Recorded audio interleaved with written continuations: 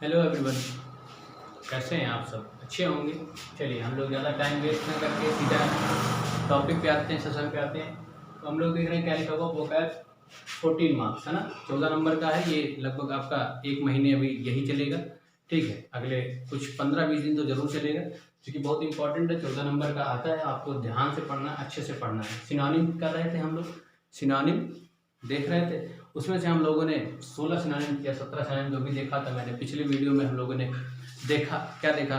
16 meanings देखी, 16 synonyms देखे, 16 word के सिनोनिम देखे। तो उसी को आगे हम लोग ले चलते हुए क्या देखते हैं, अगले कुछ वर्ड्स को देखते हैं। ये जो सभी वर्ड्स हैं ये सभी बोर्ड एग्जामिनेशन में पूछे गए हैं, तो कृपया ध्यान से पढ़ें।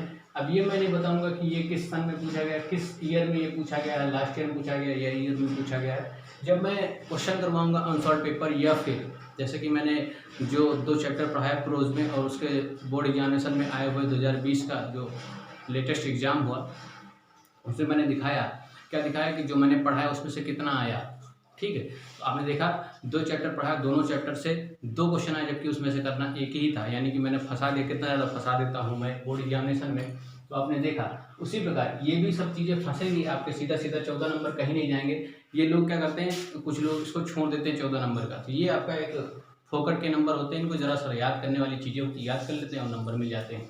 चलिए तो शुरू करते हैं। अटेंड, इसका लिखा हुआ अटेन, लिखा हुआ अटेन का मतलब होता है एक्टिव। कोई पर्सन एक्टिव हो उसका मतलब क्या हुआ, अटेन, ठीक है। गेन, गेन मतलब होता है प्राप्त करना, अटेन यानी एक्टिव यानी प्राप्त करना, गेन और रीच इसका सिनोनिम हो जाएगा। ब्रेव मतलब आप बहुत अच्छे से जानते हैं, जो जिसके अंदर साहस हो उसे हम बोलते हैं ब्रेव। यानी कि ब्रेव इसका मतलब होता है करेजियस यानी साहसी। ब्रेवरी, ब्रेवरी मतलब समझते हैं बहुत अच्छे से, जो बहादुर हो उसे हम बोलते हैं ब्रेवरी। जो बहादुर हो, ज़्यादा टाइम ना वेस्ट करते हुए सीधा वर्ड में, जहाँ हमको एक्सप्लेनेशन की जरूरत होगी, जहाँ हम लोग देखेंगे कि यहाँ पे एक्सप्लेनेशन की जरूरत है, तो वहाँ मैं जरूर दूंगा। तो कृपया करके ध्यान से सुने और एक बारी में कोशिश करें कि चीज़ें समझ लें। ज़्यादा कठिन चीज़ें हैं नहीं, तो एक बारी में ही समझने का प्रयास करें। बार बार उस पर जाने से कोई फायदा नहीं, आपका भी टाइम वेस्ट होगा और मेरा भी। चलिए अटेन का मैंने बताया क्या, एक्टिव, गेन या रीच। इसका सिनोनिम होता है ब्रेव। या और एक बात जान लें, जितना ज़्यादा आप इंग्लिश में अगर सिनोनिम पढ़ते हैं या मतलब कुछ भी पढ़ते हैं अगर इंग्लिश में, अगर आप इंग्लिश को इंग्लिश में पढ़ने की कोशिश करेंगे तो ज़्यादा याद होगा। अगर आप इंग्लिश को फिर हिंदी में कोशिश करेंगे पढ़ने की तो आपके लिए थोड़ा मुश्किल होगा। चलिए यूपी बोर्ड में यही होता है कि लोग इंग्लिश को भी हिंदी में कन्वर्ट करना चाहते हैं बहुत ज़्यादा, तो वो ज़्यादा सही नहीं होगा। जितना आप इंग्लिश को इंग्लिश में पढ़ेंगे उतना ज़्यादा इंग्लिश इम्प्रूव होगी। चलिए ब्रेव, ब्रेव का सिनोनिम मैंने बताया क्या होता है, करेजियस होता है। ब्रेवरी जिसे आप कहते हैं बहादुरी, बहादुरी जो कि एक क्या होता है, एब्स्ट्रैक्ट नाउन होता है। चलिए जो कि आपका ब्रेवरी, जैसे आप जानते होंगे 15 अगस्त का जब ओकेशन होता है तो वहाँ पर क्या दिए जाते हैं, गैलेंट्री अवार्ड दिया जाता है। क्या दिया जाता है, बहादुरी। जो बहादुर सैनिक होते हैं, जो शहीद हुए होते हैं या नहीं हुए होते हैं, मतलब गैलेंट्री अवार्ड दिए जाते हैं। कहा नहीं जाता है, जिसे हम बोलते हैं क्या बोलते हैं, बहादुर पूतों को, बहादुर पुत्र को क्या दिया जाता है, यहाँ पे बहादुर सैनिकों को क्या दिया जाता है, गैलेंट्री अवार्ड दिए जाते हैं। जैसे अशोक चक्र, परमवीर चक्र है ना, शौर्य चक्र, कीर्ति चक्र, ये सब गैलेंट्री अवार्ड है, ठीक है। उसे हम बोलते हैं गैलेंट्री यानी ब्रेवरी। बहुत अच्छे से समझ गए होंगे। बोल्ड, बोल्ड का मतलब क्या होता है, बोल्ड का मतलब ही साहस होता है। आगे NES लगा दिया गया, जिसका मतलब बोल्डनेस मतलब साहसी। बिल्ड, बिल्ड मतलब आप जानते हैं बहुत अच्छे से, बिल्डिंग, बिल्डिंग जो बिल्डिंग होती है, जैसे ये बिल्डिंग है, जैसे ये बिल्डिंग है, तो बिल्डिंग का मतलब क्या होता है, कंस्ट्रक्ट करना। बिल्ड, बिल्ड मतलब क्या होता है, कंस्ट्रक्ट, यानी कि यहाँ लिखा हुआ कंस्ट्रक्ट, ठीक है।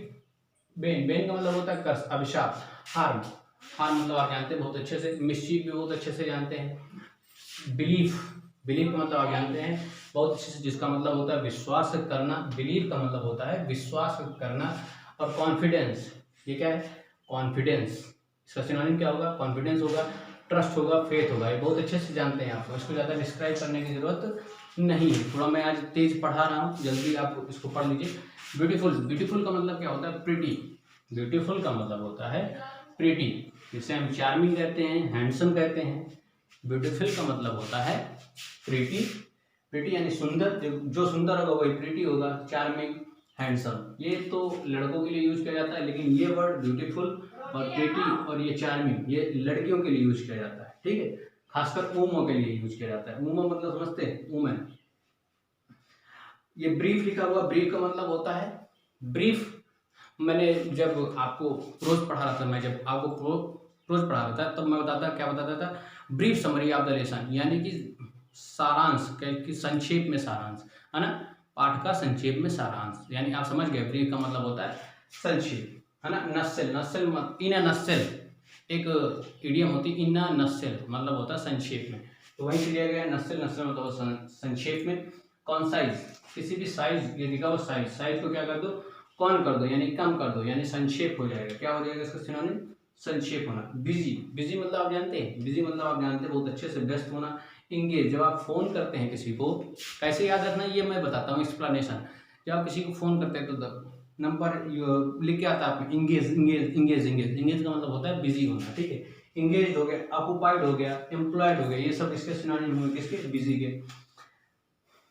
ये क्या लिखा हुआ है, बार्बरस लिखा हुआ है, इसका मतलब होता है क्रूअल यानी निर्दयी, है ना। इसको आप बहुत अच्छे से जानते हैं। ड्यूरेबल, आप जानते हैं जो चीज क्या हो, जो चीज मतलब कि ज़्यादा दिन तक चल सके उसे हम बोलते हैं ड्यूरेबल, यानी कि जो स्थायी हो, जिसे हम सस्टेंशियल बोलते हैं या सस्टेनेबल बोलते हैं। क्या बोलते हैं, सस्टेंशियल या सस्टेनेबल बोलते हैं। अगले लिखा हुआ है कैप्चर। आप क्या करते हैं, जब मोबाइल से फोटो खींचते हैं तो वहाँ लिख के आता है कैप्चर, नीचे लिखा होता है कैप्चर, कभी आपने ध्यान नहीं दिया होगा। आपको ऐसा लगता हो कि सर कहाँ से एग्जाम्पल उठा लेते हैं, अरे सब आपके बीचों बीच से तो उठा हूँ मैं, आपके बीचों बीच से तो बाहर आया हूँ, इसलिए आपके आसपास के ही एग्जाम्पल दूंगा मैं ना। तो वहाँ पर आप जब कैमरा यूज करते हैं तो वहाँ नीचे लिखा होता है कैप्चर, तो उसे कैप्चर का मतलब होता है पकड़ना, ठीक है। अरेस्ट या सीज, गाड़ी सीज कर दी जाती है, जिसे हम बोलते हैं कैप्चर होना। कैलेमिटी, कैलेमिटी का मतलब होता है बहुत ज़्यादा, बहुत जब किसी के ऊपर ट्रेजेडी आ जाए, जैसे ट्रेजेडी आप बहुत अच्छे समझते होंगे, जैसे कि कोई डिजास्टर आ जाता है या ट्रेजेडी आ जाती है तो उसे हम बोलते हैं क्या, कैलेमिटी कहते हैं। मिस फॉर्चून, है ना, अ सडन मिस फॉर्चून मतलब कोई भी चीज़ जो अचानक घटती है और वो किस में होती है, नेगेटिव सेंस में होती है, तो उसे हम बोलते हैं क्या होना, मिस फॉर्चून, ठीक है। करप्ट बहुत अच्छे से जानते हैं, जो भ्रष्ट हो उसे हम बोलते हैं करप्ट, और जो भ्रष्ट होगा वो कैसा होगा, दुष्ट होगा। विग्ड का सिनोनिम दुष्ट होता है मेन, लेकिन इसका सिनोनिम होगा विग्ड। और डिसऑनेस्ट, जो ईमानदार नहीं है वही तो करप्ट है, जो ईमानदार नहीं है वही करप्ट है, तो डिसऑनेस्ट हो जाएगा। ब्राइब, ब्राइब मतलब होता है रिश्वत लेना, जो रिश्वत लेगा वही तो करप्ट होगा, आप रिश्वत लेंगे तो इसका मतलब करप्ट है, तो क्या हो जाएगा, ब्राइब हो जाएगा। चलिए ये क्या लिखा हुआ, कैंडिड, कैंडिड का मतलब होता है मुंहफट, जो लोग मुंहफट होते हैं, जो बदतमीज होते हैं उन्हें बोलते हैं कैंडिड। फ्रैंक, जो एकदम फ्रैंक हो। इम्पार्शियल, ठीक है, इम्पार्शियल इसका सिनोनिम होगा फ्रैंक और इम्पार्शियल, तो सभी चीज़ें मैंने समझा दी हैं। कन्फेस, मैंने पिछले वीडियो में बताया भी है, पिछले जो बकाया चल रहा है, तो कन्फेस का मतलब क्या होता है, किसी चीज़ को एक्सेप्ट करना, एक्नॉलेज करना, एडमिट करना, ये सब क्या कहलाते हैं, कन्फेस कहलाते हैं। बात समझ में नहीं समझ में आए एक बार फिर से देखो, नहीं समझ में आया फिर देखो, जितनी बार ना समझ में आए उतनी बार देखो, ठीक है। तो रोज हम लोग क्या करेंगे, रोज हम लोग क्या करेंगे, इसी तरीके से कुछ वर्ड्स लेंगे, 16-17 वर्ड लेंगे और उसके 2-3 सिनोनिम देखेंगे, तो 16-3-48, एक दिन में लगभग 50 वर्ड को हम लोग देखेंगे, एक दिन में 50 वर्ड देखेंगे। और 50 वर्ड शायद ये बहुत हैं आप लोगों के लिए एक दिन के लिए, तो इनको याद जरूर करें, नहीं समझ में आया फिर से देखें, याद जरूर करना है आपको, ठीक है। याद करेंगे तो ज़्यादा फायदा होगा। जितना ज़्यादा आप किसी भी चीज़ को, यदि आप याद करने का तरीका क्या होता है सर, आप अगर आपको याद नहीं हो रहा है तो आप लिखकर याद करें, लिखकर भी याद नहीं हो रहा है तो किसी भी चीज़ को अगर आप 24 घंटे में पढ़ते हैं तो उसको 24 घंटे के अंदर रिवाइज कर लें। कोई भी चीज़ जैसे आज पढ़ा तो अगले 24 घंटे में उसको रिवाइज कर लें, तो वो अगले 7 दिन तक बना रहता है। अगले 7 दिन बाद उसको रिवाइज करिए, फिर वो 21 दिन 14 दिन के लिए चला जाएगा, 14 के बाद फिर 21, इसी तरीके से अंतराल में बढ़ता चला जाएगा और आपकी मेमोरी में फीड होता चला जाएगा। तो इस तरीके से चीज़ों को याद किया जाता है, ठीक है। तो ये आज मैं यहीं तक रखूँगा, चलिए बाय बाय, टाटा, नमस्कार।